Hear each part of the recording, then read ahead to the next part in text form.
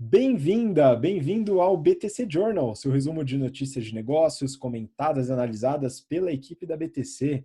Meu nome é Gustavo Habib, eu sou instrutor de Soft Skills e Marketing pela BTC e no episódio de hoje, dia 14 de janeiro de 2021, primeiro episódio do BTC Journal do ano e desejo já a você um excelente 2021 com muita saúde.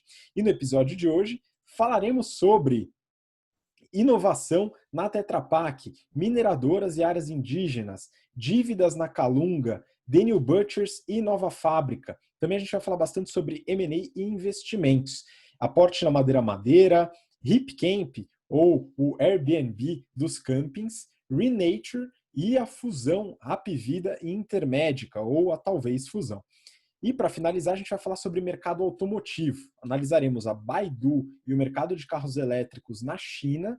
E, como não poderia deixar de ser, falaremos sobre a Ford, a saída do Brasil, a estratégia global e os resultados da empresa.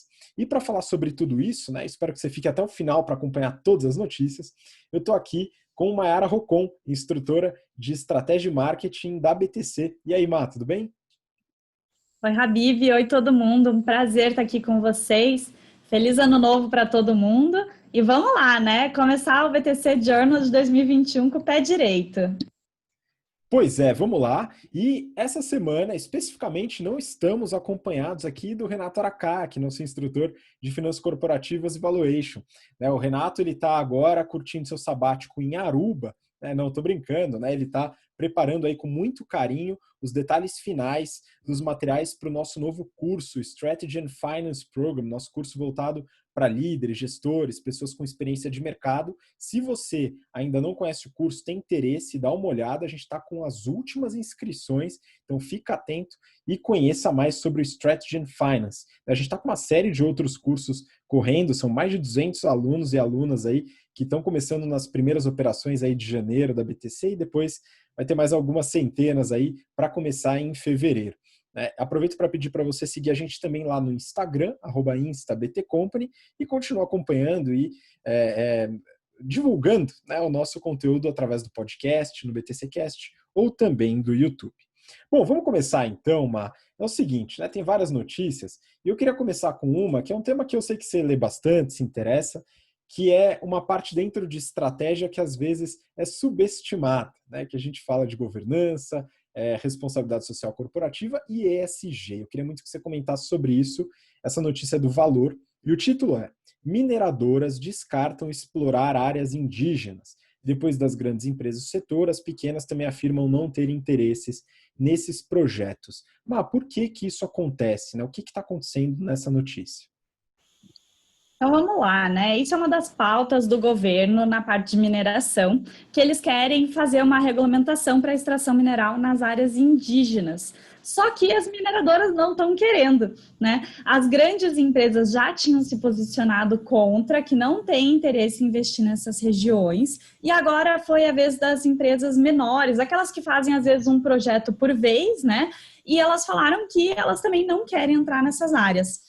Elas falaram que são áreas de potencial conflito e também potenciais problemas reputacionais. E eles falaram, poxa, tem tantas outras áreas que estão esperando oferta pública, vamos mirar nessas áreas aqui e vamos esquecer as áreas indígenas. Então, aqui, por que a gente puxou essa notícia? Porque é um assunto que a gente fala muito nas aulas de estratégia, que é a parte de Corporate Share Responsibility, e também está muito em pauta pelo ESG. Ou seja, quando você começa a ir contra essa parte de sustentabilidade, acaba sendo não interessante para a empresa até financeiramente, né? Então, você entrar numa área indígena, ter esse problema reputacional que foi citado, isso pode pegar a empresa toda, pode pegar outros projetos que estão certinhos, né? Então, não só as mineradoras, mas cada vez mais as empresas estão preferindo as alternativas, as atividades mais sustentáveis, né? Então, até para falar um pouquinho, os frigoríficos, por exemplo, com essa crise que teve com queimada, desmatamento da Amazônia, o mundo inteiro olhando para a Amazônia e falando, olha o Brasil que está fazendo,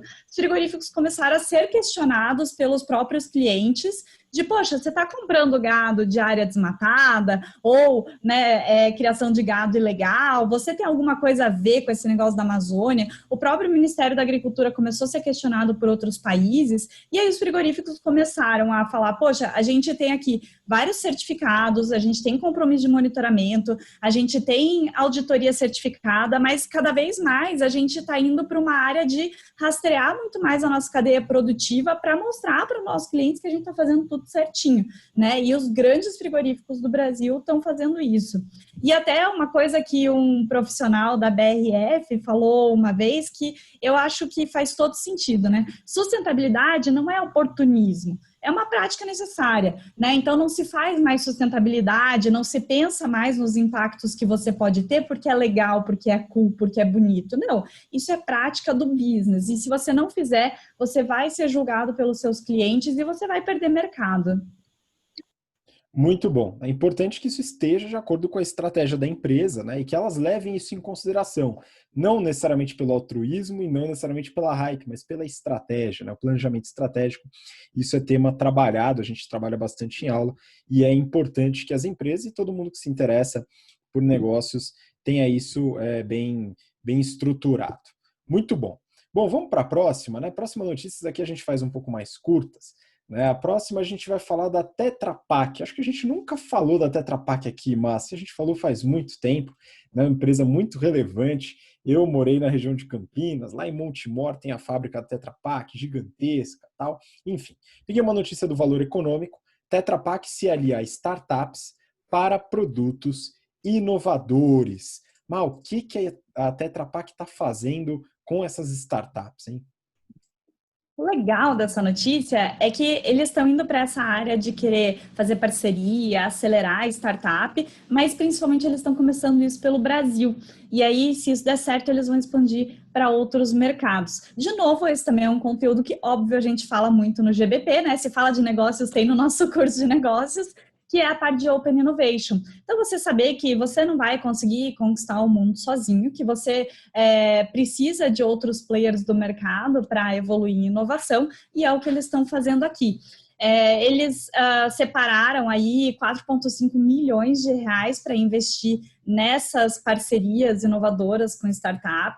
Eles falaram que eles são muito concentrados no core deles, né? Que a gente pensa Tetra Pak, já pensa na caixinha de leite, na caixinha de suco, e eles falaram que eles estão cada vez querendo mais ir para outras áreas. Então, ir para alimentos mais nutritivos, os super proteicos que estão surgindo agora, ou ir mais para plant-based, né? E eles falaram que eles já estão evoluindo nessa área, que em 2014 esses outros, né, fora do core deles, era mais ou menos 1/3 da empresa, hoje já é quase metade, 45%, e eles querem continuar assim. Aqui no Brasil mesmo, eles falaram que no ano passado, mais ou menos 30% dos novos clientes que eles fizeram eram business menores, com cara de startup, né, fazendo esses alimentos mais diferentes.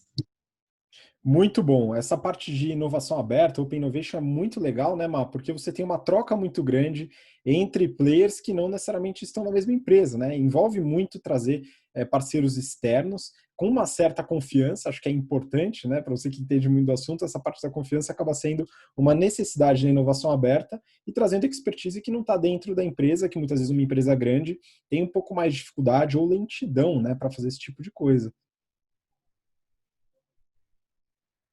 Exato, né? Então, você vê alguma coisa que já tem feito lá fora e você traz para dentro, né? Você não precisa ficar semeando, provando, testando, né? Às vezes você traz uma ideia, às vezes você traz um projeto pronto que você é o melhor para levar para o mercado, não aquela mini empresa que teve a ideia e desenvolveu o projeto. Então, as duas empresas podem ganhar, ou várias, né? Além de só duas, mas é um jogo realmente win-win. Pois é, muito legal, né? Tem várias empresas com esse tipo de pegada de Open Innovation, né? A P&G é um caso clássico, a gente trabalha também em aula, e mais várias também empresas grandes que buscam essa nova metodologia, não tão nova assim mais, mas muito eficiente. Bom, vamos seguir. Mas voltando, né? Você falou na notícia das mineradoras sobre ESG, né? E muita gente que ouve o podcast pode não conhecer essa sigla, enfim, ouviu falar, não sabe o que é. É simples, tá? O E vem de environmental, tá? Então vem de ambiente, ou ambiental. O S vem de social, então responsabilidade social, redução de desigualdades, etc., pobreza. Tá? E a parte de G, que é um pouco menos conhecida, a parte de governança. Aqui tem a ver com a gestão da empresa, conflitos de interesse eventuais e tal. Então, existe lá nos Estados Unidos uma métrica, né, que calcula esses 3 pontos aí para classificar as empresas, os fundos, com uma classificação ESG. Né? Isso está vindo para o Brasil, está ficando bastante conhecido, e a próxima notícia também engloba isso, né, do valor econômico, e o título é Donos da Calunga tentam reduzir dívida. Irmãos Garcia vendem sua fábrica de produtos de papelaria para a própria varejista por 106 milhões. O que está acontecendo aqui? Eu fiquei bastante interessado nessa notícia, porque lá no dia 10 de dezembro, mas você vai lembrar, a gente analisou o prospecto do IPO da Calunga. Eu analisei o prospecto, dei uma olhada, compartilhei com o pessoal aqui, e tem um ponto que me passou aqui, agora eu tive que entrar no detalhe, não teve jeito.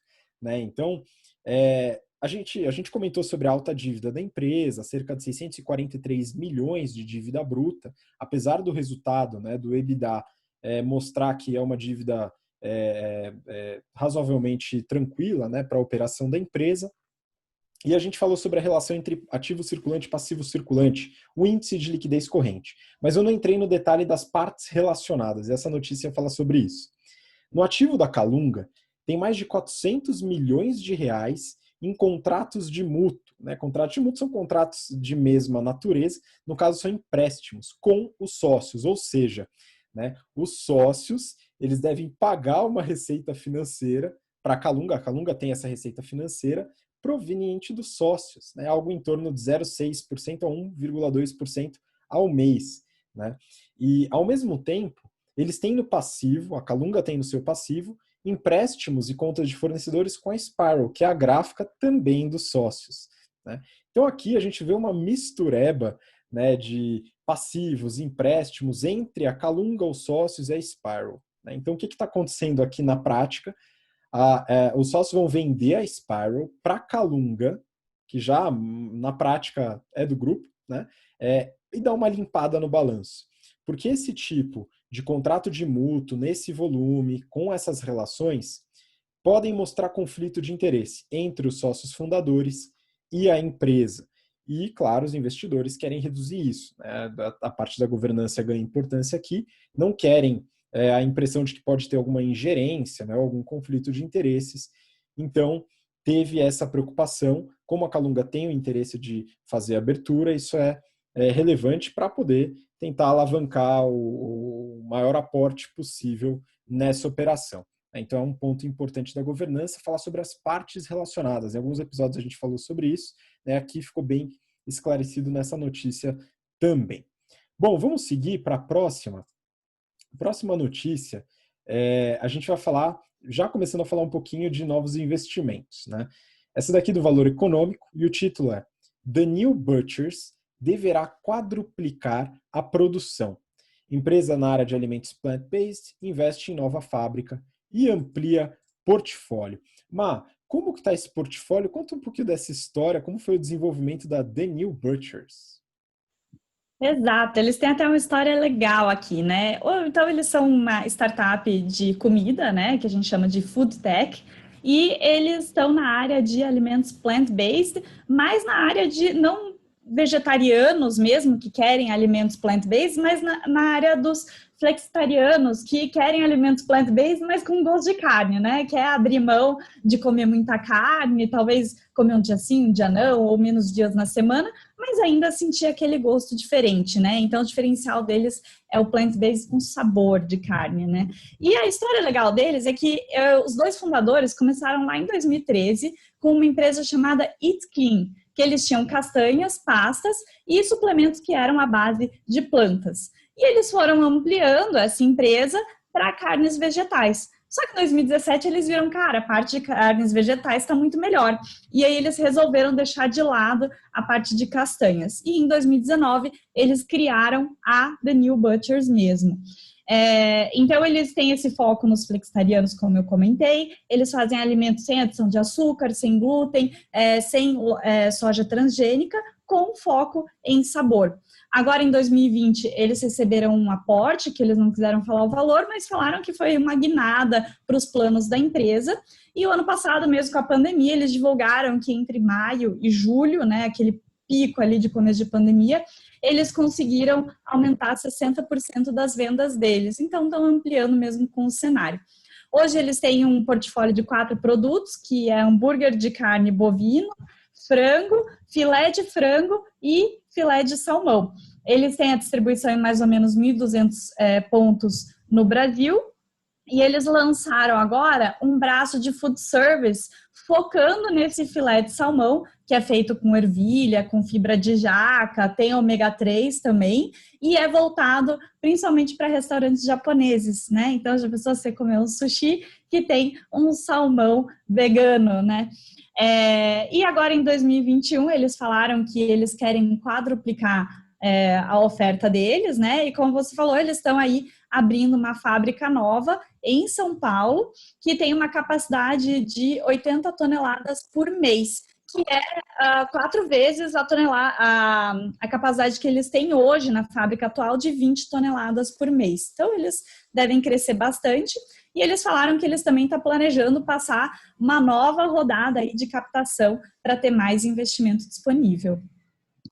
Muito bom, né? Eu gostei que você definiu o novo público-alvo, né? Os flexitarianos, né? Curioso, né? Para quem pensa que isso é uma hype, uma bobagem, alguma coisa assim, bom, as empresas estão se aproveitando disso bastante, né? Então a gente teve um papo muito legal com a Júlia, que é head de operação no Brasil da Notco, né? The Not Company, que está crescendo muito aqui na América Latina, né? Recebeu uma empresa que recebeu aporte lá do fundo que o Jeff Bezos tem participação, aquele negócio todo.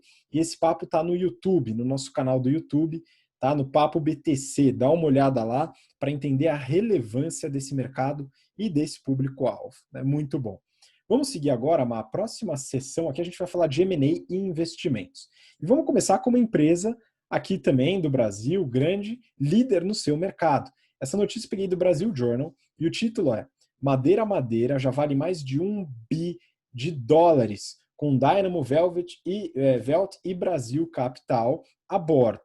Né? Então, vamos lá, Madeira Madeira, já falamos dela, mas o que a gente pode comentar aqui nessa notícia?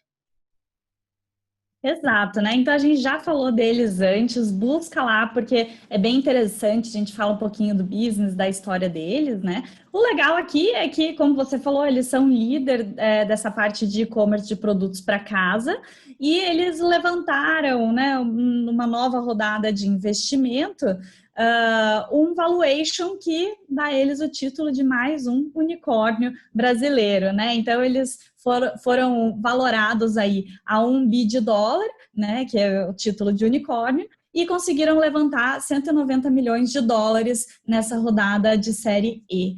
Há mais ou menos 1 ano e meio atrás, né, até menos que 1 ano e meio, em setembro de 2019, que foi a última rodada de investimento deles, o valuation tinha sido a metade, $500 milhões, ou seja, eles cresceram pra caramba, né? Eles, desde a fundação, que foi há 11 anos atrás, eles já conseguiram levantar $338 milhões, e a gente também, né, com esse crescimento já percebe que foi um pouquinho também pela pandemia, né? Então o pessoal ficando em casa começou a se importar um pouco mais com a casa, né? Foi comprar coisas para deixar a casa mais bonita, ou então foi fazer home office, começou a se importar um pouco mais com o cantinho de trabalho, ergonomia, né? Algo mais ajeitado. Então eles tiveram esse crescimento agora, que faz com que eles falem, poxa, vamos deixar o IPO um pouco mais para frente, vamos fazer outra rodada de investimento, porque eles estão valorizados realmente com esse pico, né?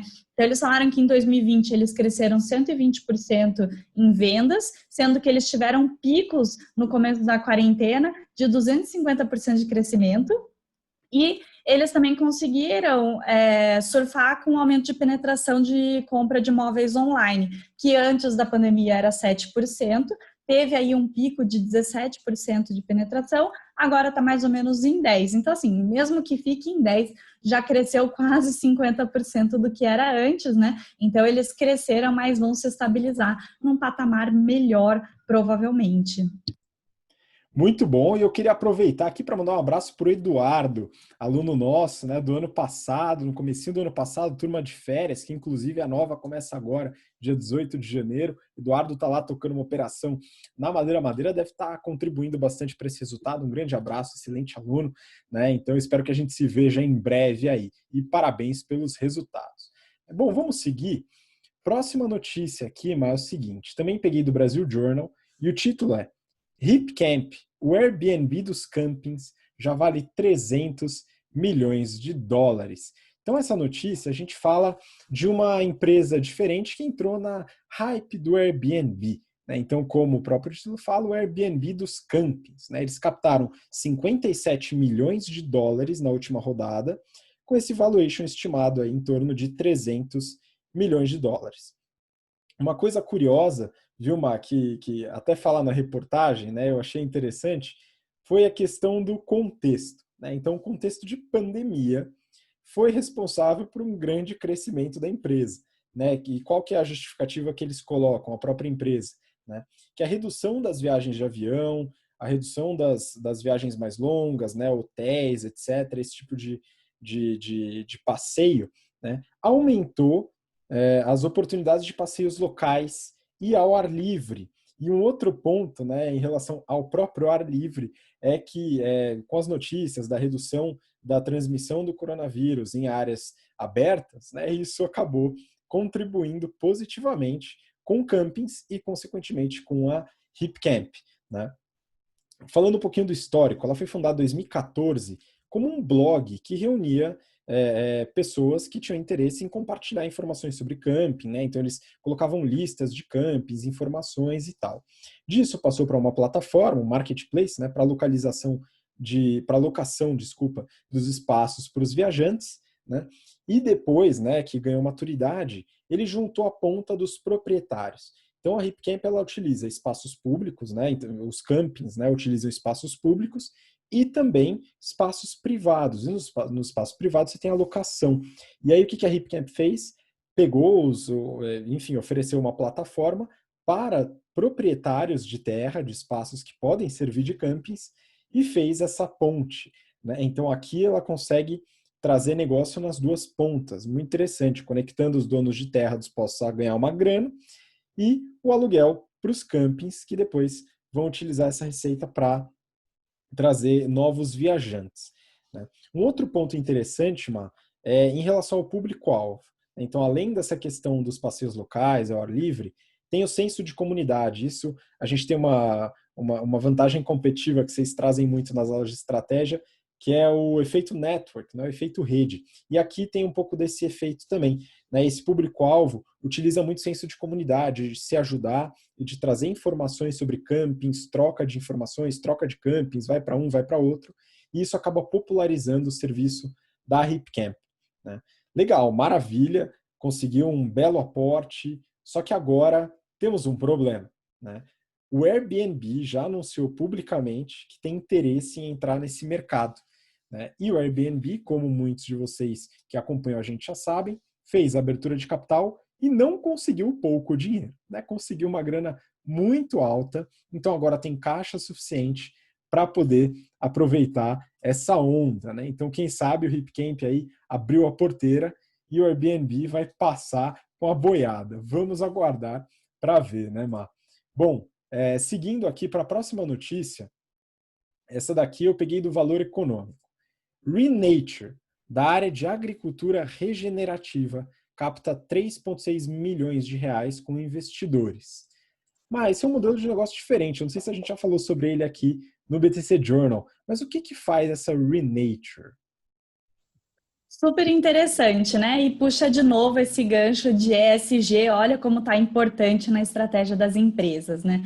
Então, essa Renature é uma startup em agricultura regenerativa, como você falou, ou como eles se denominam, uma agrofloresta regenerativa. Né? Eles têm um fundador brasileiro, mas a sede deles é na Holanda, porque esse tipo de business, infelizmente, é mais valorizado lá fora do que aqui no Brasil, mas calma, tá chegando no Brasil, né?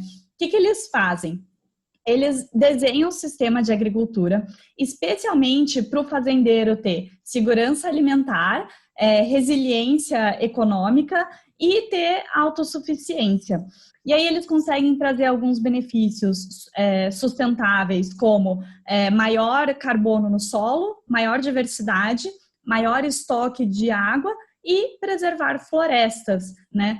E aí eles também conseguem fazer a compensação financeira. Por quê? O fazendeiro acaba investindo menos com custos de fertilizantes, né? Porque a terra está mais equilibrada, está mais saudável. E eles também conseguem ter, às vezes, outras fontes de receita com a parte de diversificação. Eles falaram que, às vezes, é possível até melhorar a receita que o fazendeiro tinha naquela área. E eles têm projetos no mundo inteiro, tem projeto aqui no Brasil, mas tem em vários outros lugares. E aí eu dando uma olhada ali, achei um projeto muito legal deles, que é na Costa do Marfim, sobre cacau, né? Então, para quem não sabe, a maior parte do cacau do mundo vem daquela região ali, e eles têm um problema muito grande de sustentabilidade, tanto ambiental quanto social, de como o cacau é cuidado. Para quem tem interesse, dá uma procurada, porque essa parte do cacau é muito interessante, e eles têm alguns projetos lá. Então, eles realmente estão indo em pontos necessários e que eu acredito que tem muito espaço para ganho realmente de sustentabilidade social e ambiental. E aí, como você falou, eles levantaram agora, né, 3,6 milhões de reais em investimento, mais uma rodada de captação que eles fizeram. Por que a sede é na Holanda? Porque a maior parte dos recursos veio de investidores de impacto lá de fora, né? E eles querem usar esse investimento para continuar crescendo. Eles têm vários planos de crescimento e já falaram, uma das metas dele é até 2030, eles querem regenerar 1 bilhão de hectares. Espetacular, né? Esse mercado de regeneração de florestas, agroflorestas e todo o mercado que permeia a reutilização de recursos, né? Tem muito a crescer. É muito interessante. Aqui a gente está falando de valores um pouco mais módicos, né? Mas não tão próximos do que a gente costuma falar, nem da próxima notícia, que é um pouco maior, né? 3,6 milhões de reais, mas já é um bom começo. É interessante a gente reforçar esse tipo de ação, e como você falou, dentro da parte ESG e de estratégia e responsabilidade corporativa. Muito bom. Bom, para terminar essa sessão sobre M&A e investimentos, agora passando para valores um pouco maiores, essa notícia foi muito popular no mercado financeiro e também na área de saúde, que é da onde ela vem, né? Eu peguei do valor econômico. A Apvida e Intermédica ganham 32,5 bi de reais, né? Aqui falando do valor de mercado das duas operadoras do plano de saúde, que elas tiveram uma explosão para cima, tá, pessoal, no valor de mercado, depois do anúncio de que elas poderiam realizar uma fusão. Então, o que aconteceu? A gente já falou bastante das duas empresas, né?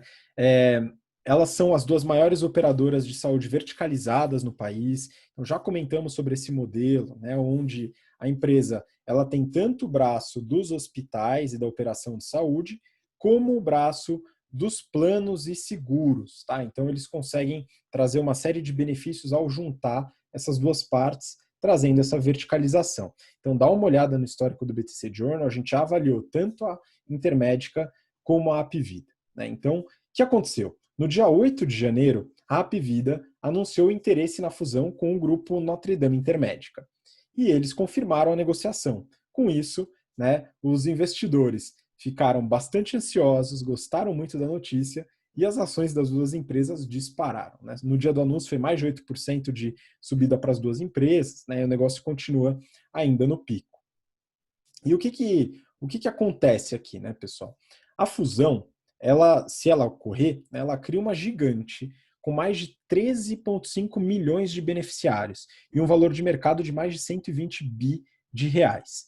Sem considerar sinergias, né, a gente vai falar aqui dos aspectos relevantes das sinergias, seria uma empresa com uma receita de 18 bi e um EBITDA de 3,7 bilhões. Né, juntando aí 84 hospitais.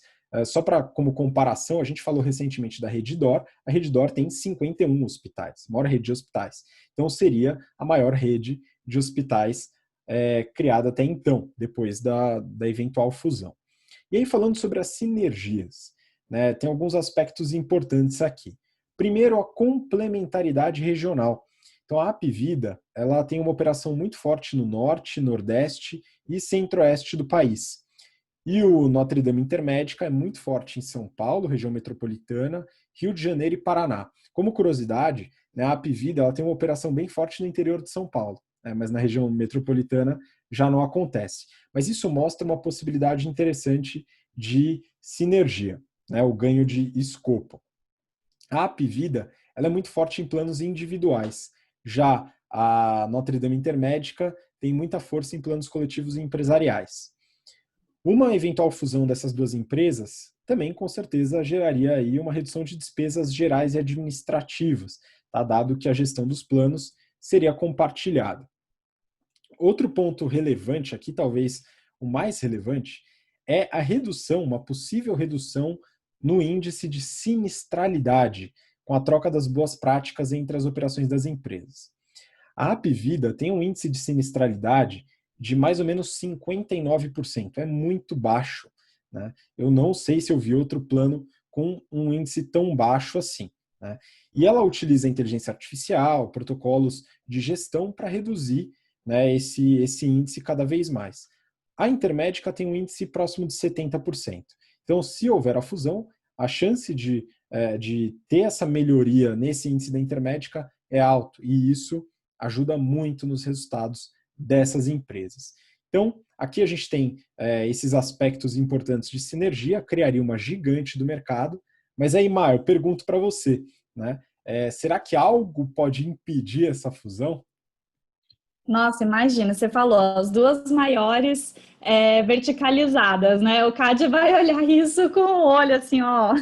E outra, né? Elas juntando, deve pegar aí um quarto, mais ou menos, das pessoas que têm plano de saúde no Brasil, né? Então, é muita, né? Uma junção muito grande aí de shares. Vamos ver se vai passar, né? Pois é, a gente vai ficar no aguardo, né? Parece que elas têm interesse, estão com a negociação em andamento, né? Mas o CAD é uma parte importante aqui nessa possível fusão. Vamos observar. Bom, vamos para a parte final, do BTC Journal de hoje, falar sobre o mercado automotivo. Então, para começar, eu trouxe uma notícia aqui do Valor Econômico. China, Baidu se juntará à corrida por veículos elétricos com o apoio da Geely, ou Geely, enfim. Grupo de tecnologia conhecido por mecanismo de busca na internet, é o mais recente desafiante chinês da Tesla. Esse é o subtítulo da notícia. E aí, Maio, eu queria que você me ajudasse a aprofundar, né? Eu conhecia muito pouco a Baidu por essa iniciativa e eu queria saber o que ocorre no mercado de veículos elétricos na China. Vamos falar então de várias frentes aqui, que essa notícia é bem interessante, mas ela é um tanto curiosa também, né? Então, Baidu, grupo de tecnologia chinês, que ficou conhecido principalmente porque eles têm um mecanismo de busca muito legal, né? Que aqui a gente conhece mais o Google, mas eles ficaram muito grandes lá na China. Eles resolveram entrar nesse mercado de carros elétricos e falaram que estão fazendo uma parceria com o maior grupo automotivo privado da China, que é a Geely Holding, né? E aí eles estão aí entrando numa época que a Tesla está explodindo em valor de ação, né? Todo mundo viu aí a Tesla fazendo o Elon Musk ser o cara mais rico do mundo, né? Com o valor das ações. É um mercado que é desafiante, mas crescente, né? Eles falaram que eles têm a vantagem de já estar com um pezinho em tecnologia automotiva e também eles têm a maior frota autônoma do país, que tem, por exemplo, robotáxis que já estão no uso público, né? Qual o pezinho que eles têm nessa parte de tecnologia automotiva? Hoje, eles fazem tecnologia para outras empresas, e que é mais ou menos o que a Waymo do Google, né, da Alphabet, faz. Então, eles têm, por exemplo, a Apollo, que é a plataforma de software de código aberto, que é utilizada, por exemplo, pela Toyota, pela Honda, pela Volkswagen, também pela Intel, né? Então, você está procurando tecnologia automotiva, eles fazem para você. Então, eles falaram, poxa, vamos juntar essa inteligência que a gente tem na parte de transporte inteligente, veículo conectado, direção autônoma, com a experiência da Geely, que é nessa parte de produzir veículos, principalmente elétricos, né? A Geely até tem uma empresa que se chama Polestar, que tem veículos elétricos. E a Geely também acabou de lançar uma arquitetura elétrica pura, que é a única de código aberto do mundo, né? Então, eles também têm um pezinho legal em tecnologia, além de produzir veículos. Então, até aí a notícia é muito legal, né? O curioso é que a Geely falou, não estou sabendo de nada, né? Falou que não tem acordo com a Baidu, mas também não descartou fazer um acordo com a Baidu no futuro, né? Então, vamos ver o que vai acontecer, se o acordo existe, estava meio confidencial, a Baidu falando da época, né?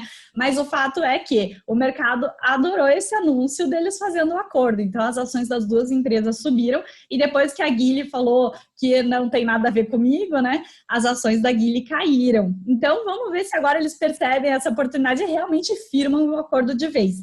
Né? E esse mercado de veículos elétricos na China, que nem você falou, poxa, é um negócio gigantesco. Às vezes a gente aqui vê muito Estados Unidos, Estados Unidos e Europa, e acaba não vendo as coisas que tem na China. E lá, assim, fervilha a tecnologia, né? Então, tem várias startups na China que já estão lançando modelos elétricos, já têm suas próprias fábricas, algumas são até listadas na Bolsa dos Estados Unidos, né, de tão importante que elas já ficaram. E a China também já falou que até 2025 ela quer que pelo menos 20% das vendas de veículos seja de veículo elétrico. E isso está tão forte que tem até um desenvolvedor imobiliário na China investindo bilhões de dólares porque ele quer, entre aspas, construir o maior e mais poderoso grupo de veículos de energia do mundo até 2025, do zero, fecha aspas. Né? E um exemplo, por exemplo, dessas startups que estão fervilhando lá na China é a NIO, que já tem 3 SUVs elétricos no portfólio, acabou de lançar o primeiro SUV deles, e o legal é que esse SUV deles, com uma carga de energia, consegue rodar até 1.000 quilômetros, que é surpreendente para um carro elétrico, né? Uma super autonomia. E não é à toa que essa NIO, o ano passado, aumentou o seu valor de mercado em 12 vezes. Né? Então, lá a corrida por veículo elétrico está muito forte. Vamos ver se essa parceria da Baidu e da Geely realmente sai agora, né? Que o mercado ficou tão feliz e essa corrida está tão forte. Pois é, e a Tesla que se cuide, né? Mas isso é importante, né? A China está com tudo nos veículos elétricos e, de fato, 1.000 quilômetros com uma carga de bateria, isso é impressionante, impressionante, né? É legal, espero que no Brasil a gente comece a investir, de fato, na infraestrutura para veículos elétricos, né? Que é uma coisa muito importante. Ter onde abastecer ou recarregar, né? No caso, isso é um diferencial para poder popularizar. Né? Então, talvez tenha um pouco a ver com as ciclovias e as ciclofaixas. Né? Então, primeiro você coloca a ciclovia, a ciclofaixa, depois você coloca o ciclista. Né? No caso de veículos elétricos, talvez seja semelhante o processo. Primeiro você faz a infraestrutura e depois você começa a investir no modelo. Né? Mas é muito legal, é interessante ver como a Baidu está se posicionando como uma Google chinesa também, de certa forma. Né? A gente pode ver através dessas diversas atuações, sempre focando em tecnologia. E aí, para finalizar, né, ainda no mercado automotivo, enfim, chacoalhou a semana, né, a notícia da saída da Ford do Brasil. Então, a notícia aqui do Valor Econômico, né, o título é: após vários sinais, Ford deixa Brasil. Né, há pelo menos 6 anos, a empresa já sinalizava a perda de interesse pelo país. E aí, enfim, uma notícia muito popular, todo mundo acompanhando, muita gente com pesar, né? São mais de 5.000 postos de trabalho diretos, uma série de postos indiretos, fornecedores. Né? Eu atuei em indústria automotiva, eu estava lá no começo da crise, em 2014, né? 2013, 2014, e vi fornecedores sendo demitidos, enfim, volumes caindo, e o quanto isso é ruim. E aí o que se especula, você deve ter visto isso, né? Os motivos pela saída. Né? O que você viu aí, Mar? O que o pessoal começou a comentar aí de por que a Ford saiu? Você chegou a ver alguma coisa disso? Exato, eu fui muito atrás da história deles, né? Até porque eu cheguei a fazer um projeto no setor automotivo que era ligado à primeira saidinha assim deles, que foi em 2019 que eles anunciaram que iam fechar a fábrica de São Bernardo, né? Então eu acompanhei bem aquela época, assim, é muito triste, porque o setor emprega muito, né? Tem toda uma cadeia para trás, apesar de ser muito montagem, a gente acaba contribuindo mais para a tecnologia no Brasil, né? Que às vezes depende muito do PIB gerado pelo agronegócio, que bom que existe o agronegócio, mas podiam ter outras coisas, né? Então é triste a gente ver isso, né? Mas eu concordo que essa é a cereja do bolo hoje do BTC Journal, acho que é a notícia que o pessoal mais falou essa semana. Pois é, e como o pessoal pede, a gente coloca. Então, pessoal, continue mandando lá no Instagram, manda no inbox, comenta lá, tá? E para você que é aluno, também em sala de aula, fica à vontade para pedir, que a gente sempre tenta encaixar alguma coisa aqui, tá? Então vamos lá, né? Ford, eu fiquei curioso, né, para entender. Ouvi algumas histórias, algumas pessoas falando de custo Brasil, né, do desinteresse por causa dos impostos que são cobrados aqui no Brasil, outras pessoas falando das crises políticas que a gente passou, tal. Eu fui atrás do que a Ford justificava, né? Então, a Ford é uma empresa de capital aberto nos Estados Unidos, né? A Ford Motor Company, e ela divulga seus resultados e seus fatos relevantes. E a saída do Brasil foi um fato relevante, algo importante para a Ford Mundo. O Brasil não é irrelevante nesse mercado para a Ford, tá, pessoal? Então, foi uma coisa importante para eles. O resultado do ano de 2020 vai ser divulgado só no dia 4 de fevereiro. Então, eu peguei os resultados dos últimos 9 meses de 2020 para dar uma olhada nos números e também esse fato relevante. Então, o que aconteceu? Como você falou, a Ford já iniciou essa saída fechando a fábrica de São Bernardo do Campo em 2019.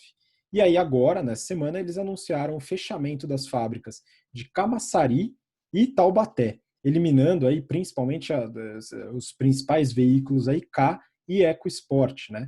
Essas fábricas param agora, né? Então não vai ter continuação, não. Parou imediatamente e vai continuar uma produção de peças do aftermarket, né? Então a parte de reposição, novas peças, tal, isso daí vai continuar por um tempo para cumprir os contratos, mas a produção para agora. Inclusive, isso daqui não é notícia, né? Mas eu já vi relatos de pessoas que desistiram das compras, tal, mas enfim, isso acontece nesse tipo de notícia, só que eles vão continuar até zerar os estoques, a fabricação parou.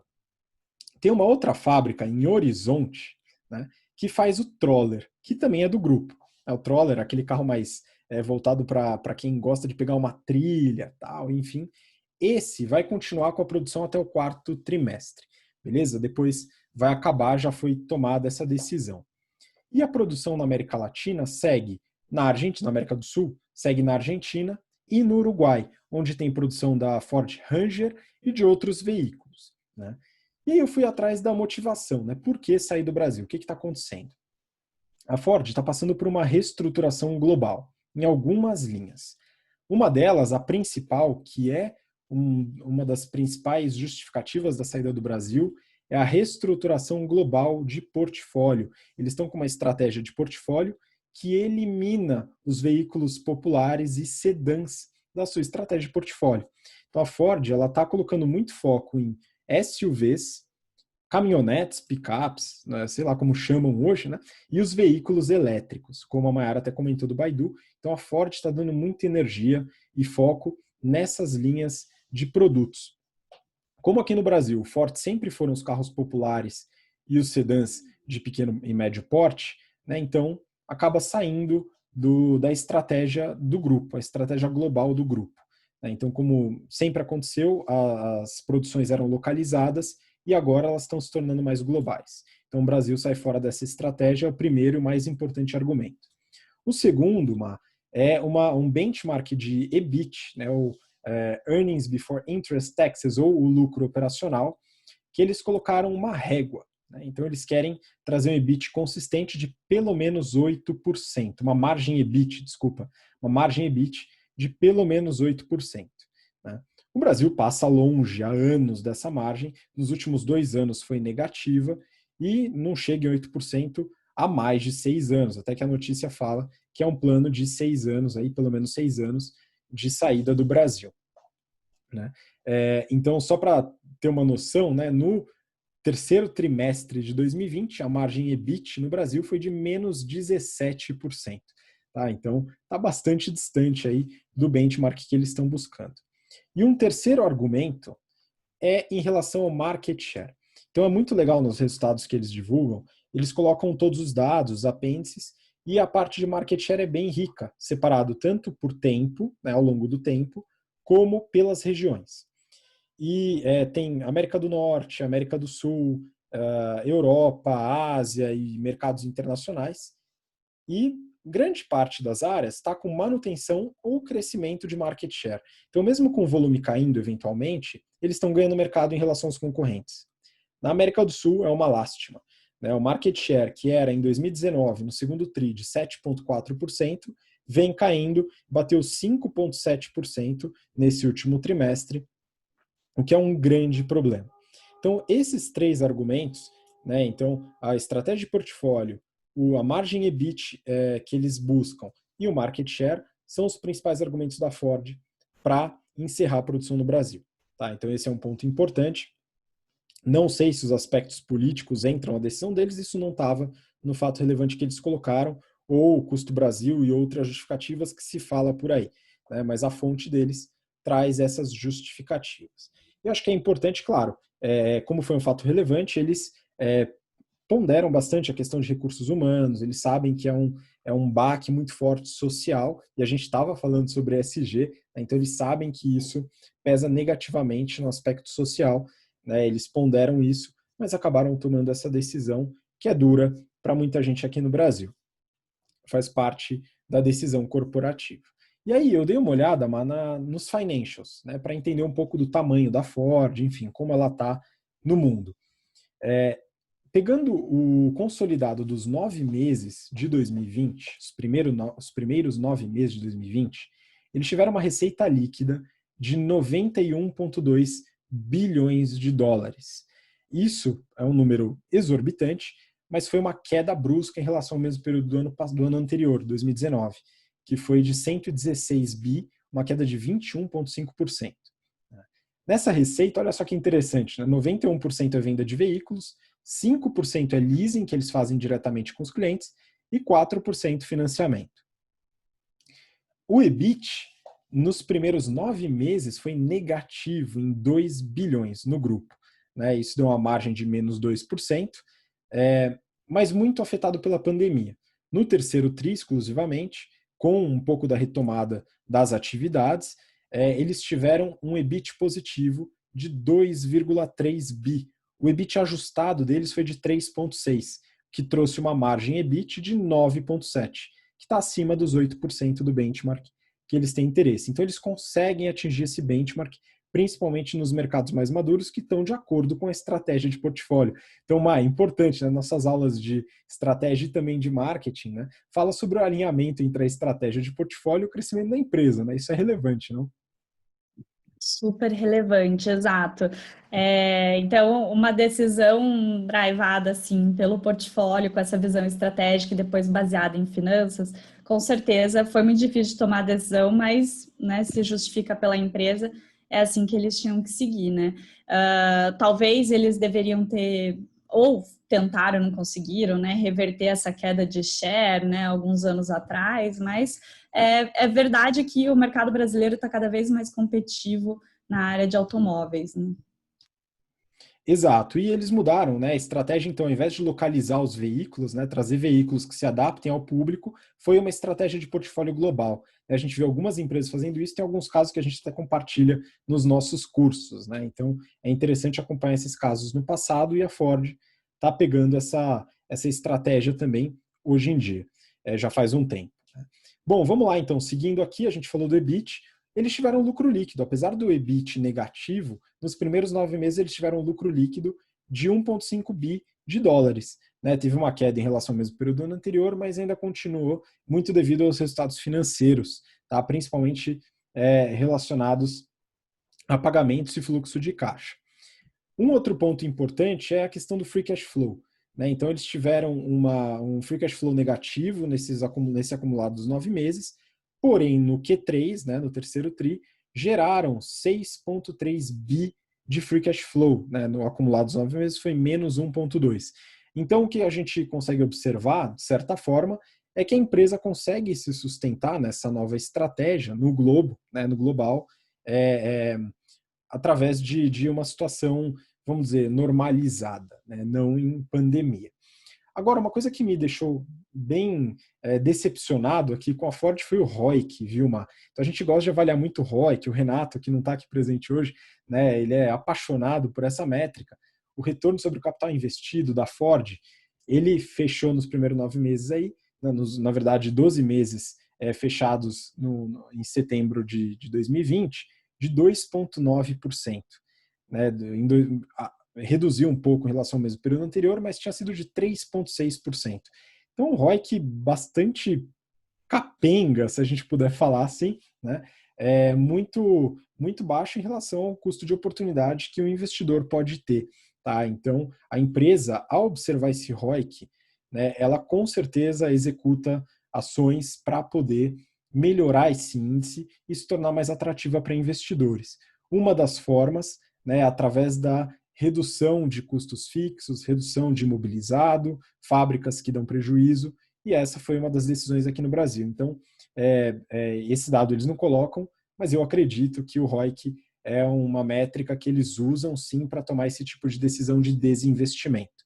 Tá? Então, importante para você que está acompanhando aqui, de entender como é formulado o ROIC e como ele é usado para as tomadas de decisão. E aí, para finalizar, Mar, a gente falou da Tesla na notícia anterior, e eu fui pegar aqui o valor de mercado da Ford. Então, a Ford ela tem o ticker F na Bolsa de Valores de Nova York. F, só F. Então, só para você ver como a empresa é antiga, né? Uma letra só, olha que beleza. E ela estava eu vi a última vez ontem, né, tinha fechado com em torno de 39 bi de dólares de market cap. Né? Então, 39 bi e tal, enfim, tem lá os múltiplos. Legal. Vamos comparar com a Tesla. A Tesla, até ontem, tinha fechado em torno de 805 bilhões de dólares de market cap. Isso dá 20 vezes. A Tesla hoje é 20 vezes maior do que a Ford em valor de mercado. Mas você fala, bom, o que justifica isso? Né? Eu não sei também, tá? Mas vamos ver aqui a produção de veículos, né? A venda de veículos. A Ford, no último trimestre, no terceiro trimestre de 2020, vendeu 1 milhão de unidades no mundo. A Tesla vendeu 140 mil nesse mesmo período, segundo o Statista aqui, que é o site que eu observei esses dados da Tesla. Então, muito menos carro, muito mais valor de mercado. Tem a ver com tecnologia, tem a ver com também algum tipo de expectativa dos investidores que pode ou não se cumprir. Mas vamos acompanhar. Agora, em relação à Ford, foram esses os dados aqui colhidos, né? Acho que é importante entender como que se toma esse tipo de decisão no aspecto corporativo, como a empresa pode gerir esse tipo de crise aqui no Brasil. Então agora vai ter uma negociação muito dura com os sindicatos, isso faz parte do processo, é importante e a Ford nos Estados Unidos acompanha esse processo também. Tá? Não é simplesmente jogado ou não deve ser jogado, mas com certeza não será. Né? Então, eu particularmente fico bastante chateado por ter atuado na indústria automotiva, né? Acho que tem um pouquinho do sentimento aqui, desejo sorte, enfim, que dê tudo certo com as pessoas que atuavam nessa cadeia, bastante gente, e espero que a gente consiga reverter e, como você falou, sair um pouco só da importância do agronegócio e voltar a ter uma indústria forte. Acho que isso pode ser importante para todos, né? Exato, vamos esperar, né? Vamos ver aí os incentivos que podem surgir nos próximos anos, até porque as montadoras no Brasil sempre tiveram muito incentivo, né? E com certeza a Ford, como uma das fábricas mais antigas aqui do Brasil, estava ali no meio. Mas com os vai e vem, seja de política, seja de economia, é uma indústria que sofre muito, né? Ela tem vales muito fortes e picos muito fortes, é difícil você estar preparado para isso, né? É um sindicato também bem forte, que é bom para o trabalhador, mas deixa mais penoso para a indústria, né? Então, vamos ver se, talvez até com ela saindo, as outras ficam melhores, né? E se outras indústrias conseguem se fortalecer também, né? Exatamente. Vamos continuar acompanhando esse mercado e os outros mercados nos próximos episódios, porque hoje chegamos ao final. Então, muito obrigado pela sua participação e a contribuição de sempre. Manda sua despedida aí para o pessoal. Obrigada, Rabi, obrigada a todo mundo. Queria até falar uma coisa super legal que aconteceu hoje. A gente está dando treinamento de onboarding com finanças, modelagem, apresentação, né? Muita coisa aí para os novos entrantes de um cliente nosso, que é um fundo de private equity, e a gente tinha 33 pessoas na turma, né? 33 pessoas entrando nesse fundo, e destas, 7 eram ex-alunos nossos. Então, assim, me deixa muito feliz em saber que, poxa, a BTC é uma escola de treinamento ainda pequena, mas mais de 20% ali era nosso ex-aluno, ou seja, mostra a força que o nosso conteúdo tem, que os nossos instrutores têm, de colocar pessoas qualificadas no mercado, porque passar num processo seletivo de um fundo de private equity é muito difícil, né? E esse fundo é talvez um dos maiores do Brasil, tem também projeção internacional, então mostra aí a nossa qualidade, fiquei muito feliz e um abraço para o nosso cliente. Pois é, eu também fico feliz em saber que a BTC é um grande celeiro para as principais empresas no país, quiçá no mundo, né, Mar? Mas é isso, muito obrigado. Obrigado você que acompanhou a gente até agora também. E, claro, voltamos na semana que vem para mais BTC Journal. Um grande abraço, até lá. Tchau, tchau.